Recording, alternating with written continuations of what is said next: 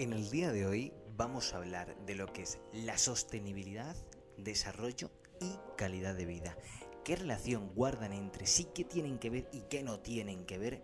Y, por último y más importante, ¿qué tienen que ver con los ODS, los Objetivos de Desarrollo Sostenible planteados por la ONU? Vamos allá. Vamos a empezar por el desarrollo. ¿Qué es el desarrollo? El desarrollo consiste en mejorar un país desde todas las áreas que conforman la sociedad, es decir, la vivienda, la industria, las finanzas, el transporte, la salud, etc. Una vez conseguimos mejorar todo eso, conseguimos que el desarrollo se consiga. No tiene más, es muy sencillo. La cuestión aquí está en ¿qué ocurre cuando un país no puede desarrollarse? Porque claro, si planteamos esto con las potencias económicas o en sí con los países que han podido mantenerse mejor, como son Alemania, Inglaterra, casi toda Europa en sí, Estados Unidos como potencia, ahora parece China, no parece que haya mucha dificultad, pero claro, cuando hablamos de todos esos países que están en subdesarrollo o que no son países del primer mundo, sino del tercer mundo, por decirlo así, que con esta nomenclatura, ¿qué ocurre con esos países? ¿Qué ocurre con ese desarrollo? Ese desarrollo se ve tergiversado y sometido a unas estructuras de poder. Y precisamente es lo que vamos a abordar ahora mismo. La teoría del postestructuralismo que propone Foucault, a la misma vez que podemos abordarla con la teoría de la colonización y la teoría de la dependencia. ¿Por qué son imprescindibles estas tres? Porque estas tres líneas teóricas son las que prácticamente van a definir lo que ocurre con el desarrollo. Es decir, lo importante no es que un país se pueda desarrollar, es a qué costo tiene que desarrollarse, porque puede ser que el costo de desarrollarse sea el de perderse a sí mismo. Y ahí el problema. Y no solamente perderse a sí mismo, sino de que también cómo esperamos desarrollar un país que, por ejemplo, se subordina a otro país y que entonces empieza a tener como una especie de deuda en bucle, que es una de las cosas, por ejemplo, que ha hecho Estados Unidos durante toda su historia, ¿no? Pues básicamente en este portal es donde llega el desarrollo a romper, a entrar. ¿De qué mano? De la mano del postestructuralismo, la teoría de la dependencia y la teoría del colonialismo. Entonces, obviamente, el postestructuralismo, la teoría de la dependencia y la teoría de la colonización van a ser tres postulados que sí o sí van a tener que unirse, es decir, ser interdisciplinares para lograr esa transdisciplinaridad, es decir, pasar ese marco teórico para llegar a un nuevo punto, ¿no? Esto es lo que se suele llamar normalmente como alternativas de desarrollo, no desarrollo alternativo, sino alternativa de desarrollo, porque es como que nos salimos de ese marco teórico del desarrollo, ¿no? Sin embargo, he aquí una pequeña crítica a este conjunto de ideas.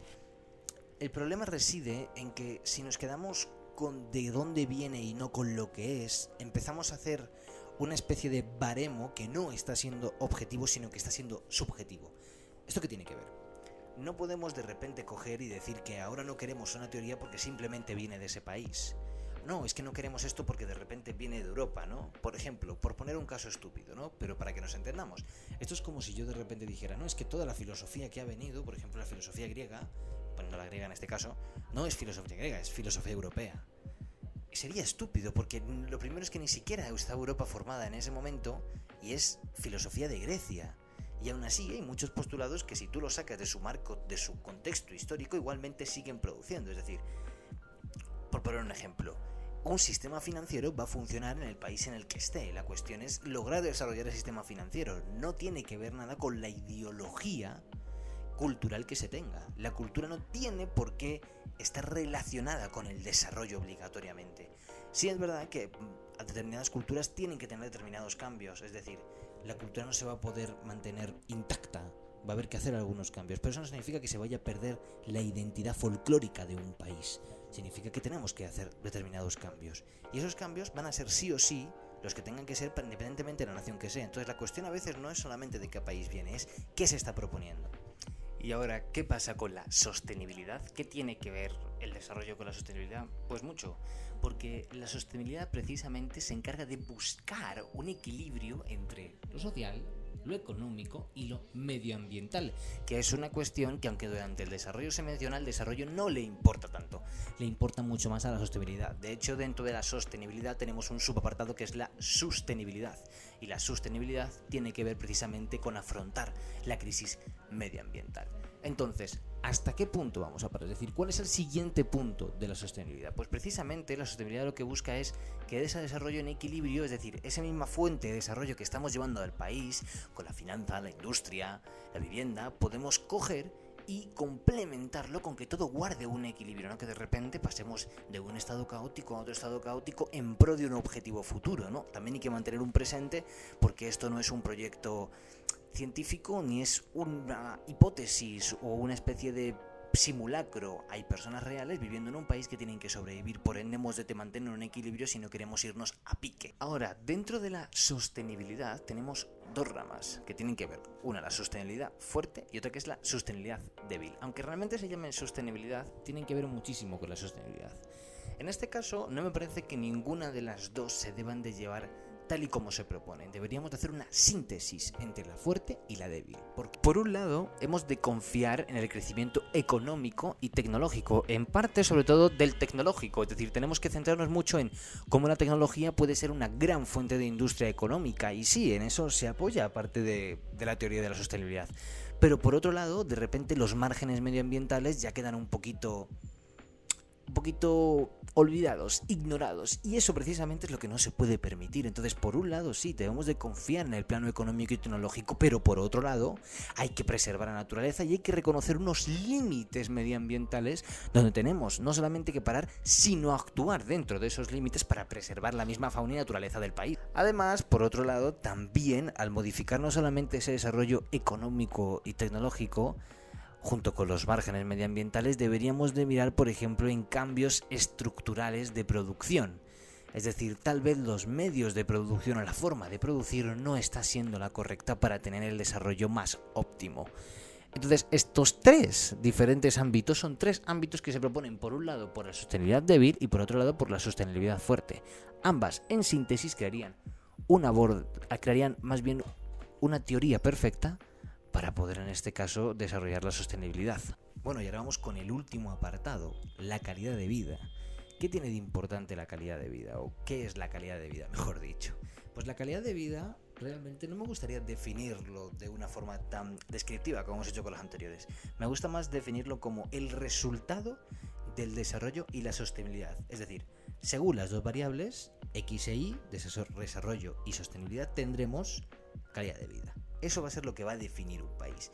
Entonces, la calidad de vida es prácticamente lo más importante, porque es también lo que va a hacer ver a un país mejor o peor. Es decir, realmente el desarrollo y la sostenibilidad son como los trámites, los medios para llegar al fin, que es mejorar la calidad de vida del país.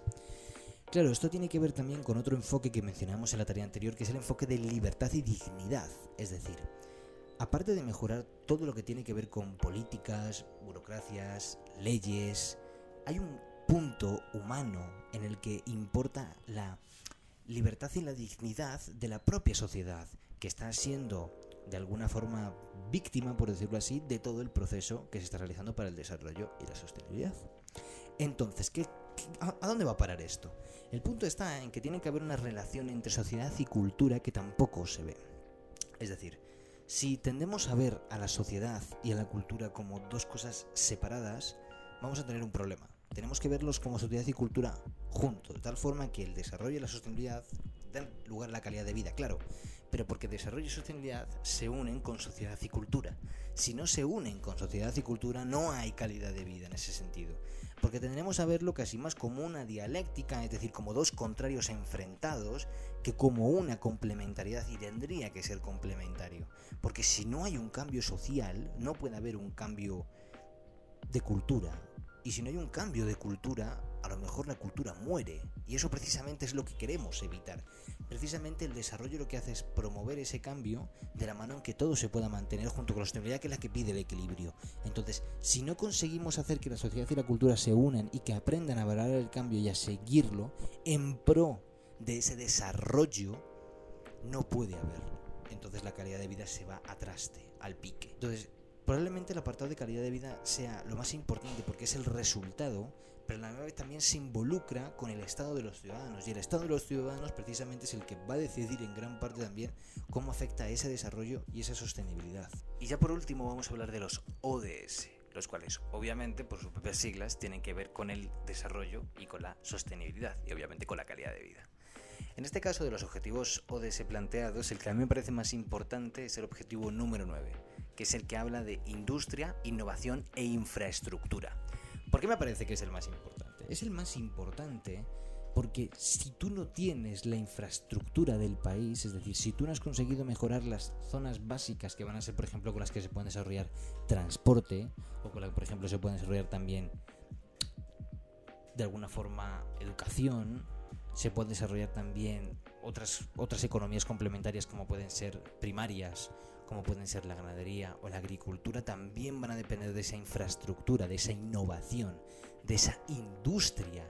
Entonces, si no tenemos desarrollado eso, no podemos desarrollar nada. De hecho, muchos de los objetivos que voy a nombrar ahora son objetivos que van subordinados para mí al objetivo número 9. Por ejemplo, el objetivo número 10, reducción de las desigualdades, se puede ver desde muchas formas. Por ejemplo, la desigualdad entre clases sociales lo podemos ver también como el desarrollo en una zona del país, una zona de la ciudad, no es el mismo que el desarrollo en otra zona. Sin embargo, si conseguimos igualar todas las infraestructuras, o por lo menos más o menos equilibrarlas, no habrá tanta diferencia entre una infraestructura de un estrato alto o un estrato bajo, en este caso, por ejemplo, en el caso de Colombia, ¿no? Pero si podríamos poner otro país simplemente y mencionar que en una zona más mala, en una zona más positiva de la ciudad, pues tenemos que tener la infraestructura más o menos al mismo nivel para que se puedan desarrollar igual. Objetivo 4, que tiene que ver con la educación de calidad. De nuevo volvemos a lo mismo. Si no tenemos desarrollado un buen transporte, ¿cómo vamos a tener gente que, por ejemplo, pueda ir a estudiar? Si no tenemos precisamente esa brecha de desigualdad quitada, no podemos generar esa calidad de estudio. Objetivo 3, salud y bienestar. Nada más que comentar. Si mejoramos la industria, por ejemplo, mejoramos también la economía para que pueda ir relacionada con la medicina, salud, innovación, infraestructura, hospitales, es decir, todo va casi ligado. O, por ejemplo, como último, para mencionar uno último, el objetivo 6, que es agua limpia y saneamiento. De nuevo, no podemos tener agua limpia y saneamiento si, por ejemplo, no tenemos un sistema de purificación del agua que esté bien desarrollado. Y por ende, ¿de qué dependemos?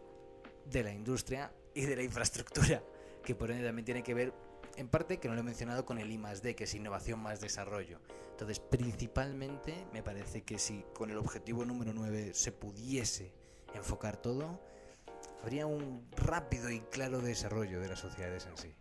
Bueno, ¿y cuál sería la conclusión después de todo esto? Bueno, la conclusión yo creo que de alguna forma ya la he mencionado, sobre todo en la parte de la calidad de vida, pero podemos volver a repetirla, que es en este caso no solamente concentrarnos en desarrollo y sostenibilidad, sino unirlo a la cuestión social, que la cuestión social precisamente es un cambio de mentalidad.